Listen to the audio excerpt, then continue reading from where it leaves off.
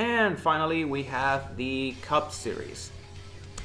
Now, as you can see, I'm doing this playoff predictions very different from how I did in the Xfinity and the Truck Series, where I just picked and choose which guys had the best chance of making the playoffs, in my opinion. For the Cup Series, I just decided to include the full roster of 32 full-time drivers. Yes, there are 32 full-time drivers this season, just like last season. So that means that there are 2 guys who will not make the top 30 points. And I say top 30 because it is important to note, at least for the Cup Series, I know the Xfinity and the Truck Series has it, but it's not top 30, it's like top 25, top 20, I don't know, something like that. But in the Cup Series, if you win a race, you have to stay top 30 in points. This is not that hard of a task, again, not that hard of a task if you are like a mid-pack driver, like most of the guys that win a race are. But for those backmarker drivers that somehow miraculously snuck their way away from the competition, they're gonna have to make a conscious effort to win the race. Okay, so with that being said, let's get into the playoff locks. Again, this is probably the easiest part of these predictions because these are all of the big dogs. You just pull in all of the big dogs. We start with the defending series champion Kyle Larson. Then we go with the bridesmaid but never the bride, Denny Hamlin. We go with Martin Truex Jr., Kyle Busch. You put Joey Logano in there. You put Harvick. You put Chase Elliott there. You also have the William Byrons, the Ryan Blaney's, the Alex Bowmans, the Tyler Reddicks, and the Christopher Bells. And with that, and just like that, we have 12 drivers that I believe are gonna make the playoffs without much difficulty. Like, I'm pretty confident these 12 guys are going to be among the 16 that qualify for the playoffs. Now, for the last 4 playoff slots, I had a tough time, and I mean a really tough time making the playoffs.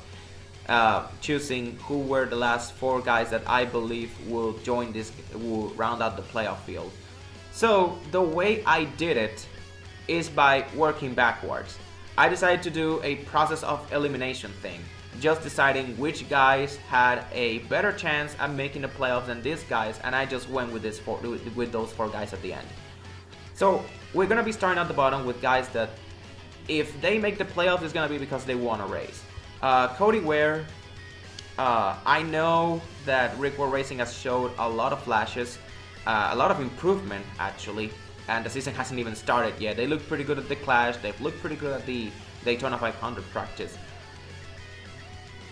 But then again, even finishing top 25, top 30 in points is going to be a tall task for them with how deep not just the playoff field, but the full-time roster is. They can possibly do it, but they're going to need a bit of help. They're Todd Gilliland, Corey LaJoie. Again, these are guys that I do not think they're going to win a race, and even if they win, they're going to have to stay top 30 in points. I know Corey LaJoie can, but Todd Gilliland, Cody Ware, not so much. I don't know about that. Michael McDowell, Justin Haley. I'm gonna put these 2 together because I kind of have the same thing to say about them. Justin Haley and Michael McDowell, I'm not gonna say that they got lucky with their respective Daytona wins, but the circumstances surrounding the way in which they won those races were very specific. They were very specific. McDowell had to be right there at the end, and then a last lap crash caused by Joey Logano throwing a bad block, as he always does. But anyways, McDowell won the 500 because he was at the right place at the right time. Justin Haley won the July Daytona race back in 2019 because he avoided the big one, and also a bad call by Kurt Busch's crew chief. So at the end of the day, McDowell that Daytona 500 win. He's not a guy that's gonna get you like a win a season. You cannot expect Mcdowell to win a race a season. He's a very solid super speedway racer, but for him to win 2 super speedway races 2 years in a row, for the equipment that he's driving a front row motorsports car, a car that is top 25 car. Justin Haley is driving for an upstart team, Colleague Racing. I don't think they will win a race. They're gonna need a win to make it into the playoffs, but I don't think they will. You only get lucky. I feel like you only win one of those races once if you're driving for a mid-pack team. I feel like Ty Dillon and Eric Jones, again, they improved. I feel like Eric Jones is going to improve just like he did from his season last year. And Ty Dillon, I feel he's gonna have a similar season to the one that he had in his final season at Germain Racing. So they're gonna be around the top 25, hovering around the top 25. The main reason I'm putting them here is because, again, the driver roster this season is way too deep, and I feel that top 25 in points is just not gonna cut it. If they are going to make the playoffs, they are gonna have to win.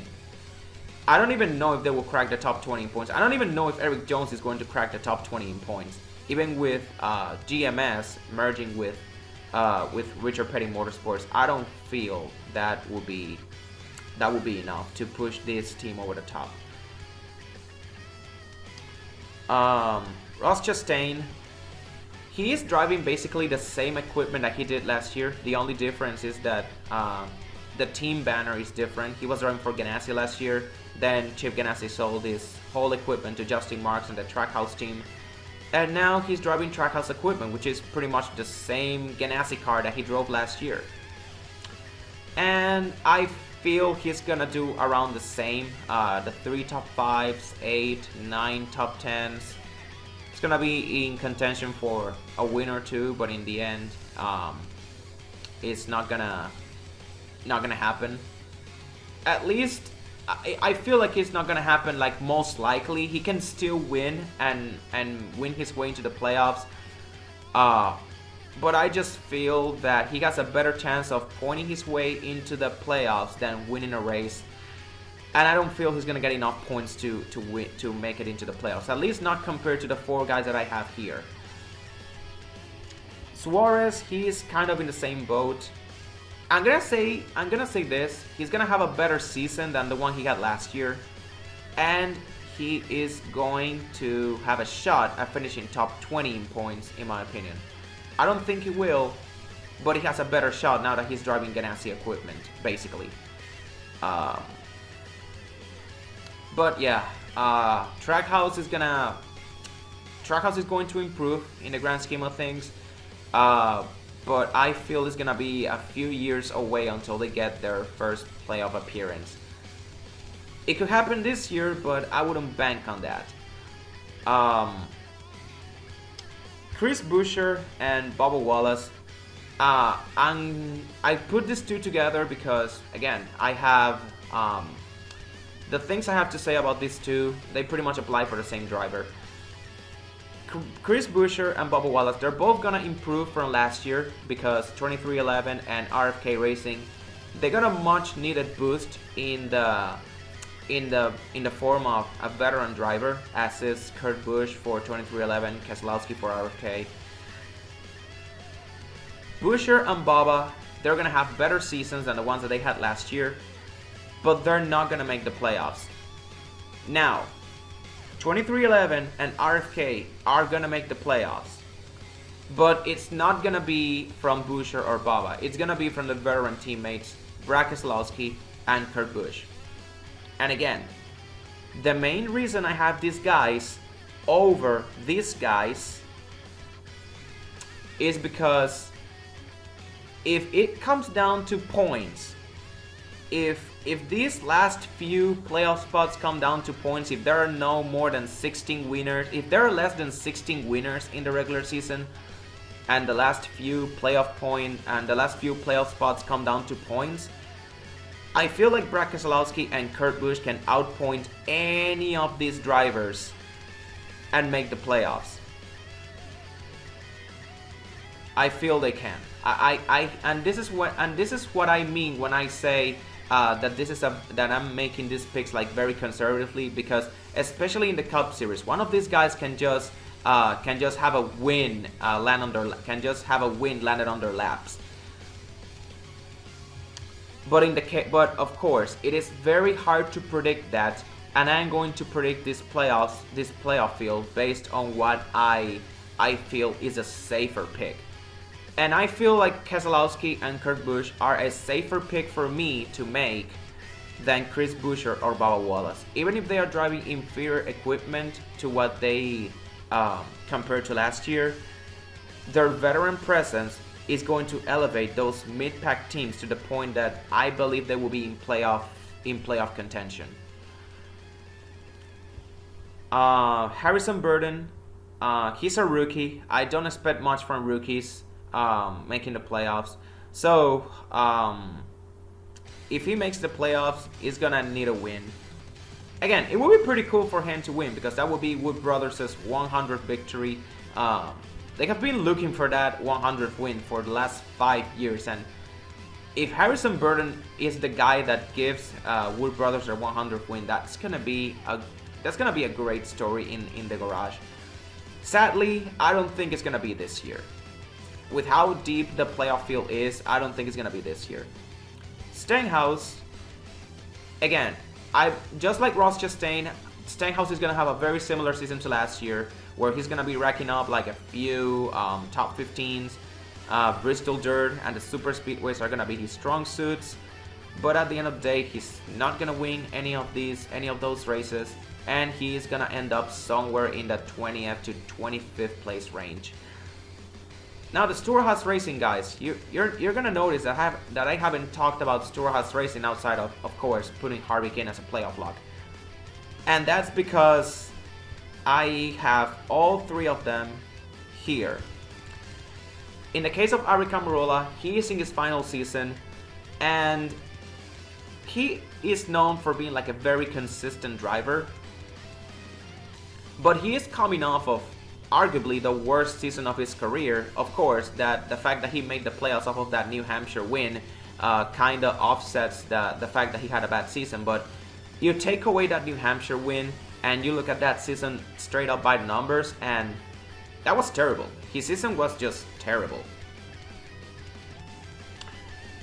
He had an abysmal start to 2021, and while I feel that he's not going to have that bad of a start again, because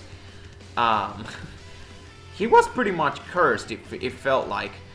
But at the same time, again, he's on his final season, he is in his last leg, and also the fact that the playoff field is much more deep now. It's gonna be hard for Almirola to make the playoffs on points, I feel like. If he makes the playoffs, he's gonna have to win like he did at New Hampshire. He's gonna have to flex his muscle and win a race, and I don't think he will.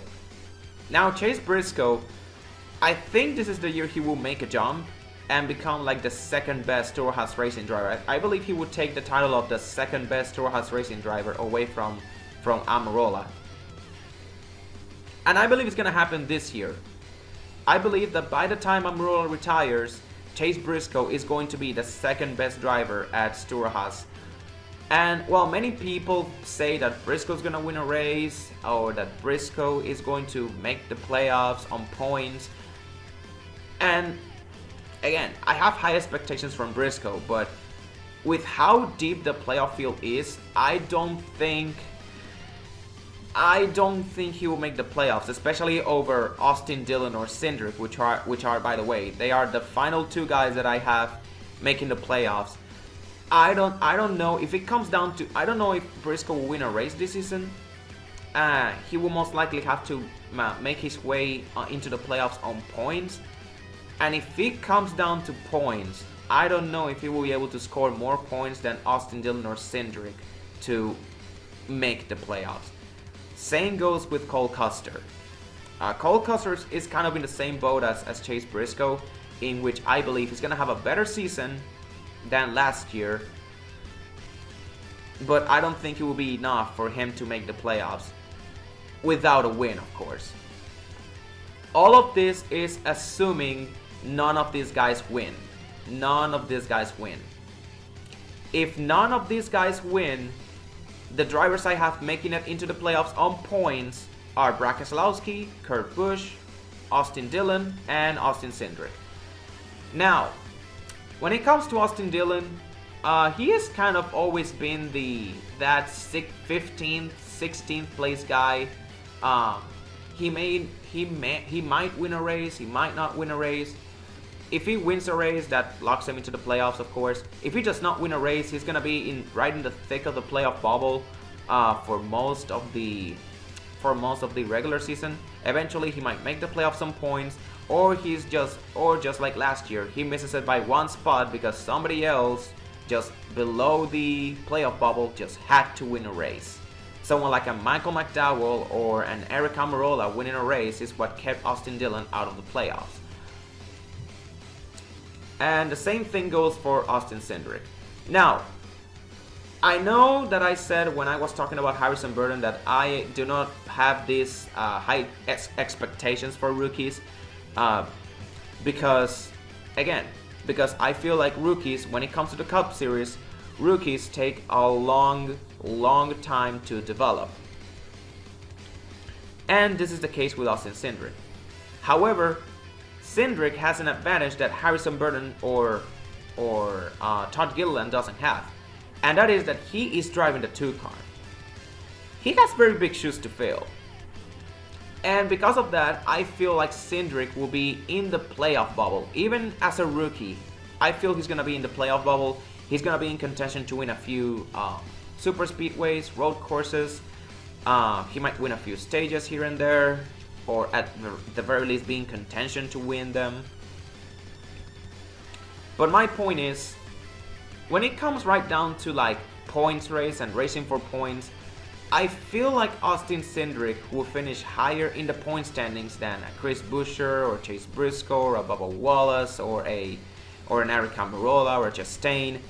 I feel he's gonna be around that 15th to 20th place range, but he will be also in that high-end playoff tier, where I feel like if nobody else wins a race, Austin Cindric is gonna be one of those last few guys that makes it into the playoffs on points. Like him and Austin Dillon, the 2 Austins. I feel they're going to make the playoffs on points. Again, if nobody else wins a race, I feel they can outpoint any of these guys below them. But again, like I said, I am very conservative with these last 4 guys. If any of these guys wins and locks their way into the playoffs, most likely is gonna knock one of these 4 guys out of the playoffs. So again, I am not 100% certain that these are gonna be the 16 guys that they are going to make it into the playoffs, but the process of elimination tells me that these 16 guys are the ones most likely to make it. So anyways, I expect these predictions to age pretty poorly, and that's it.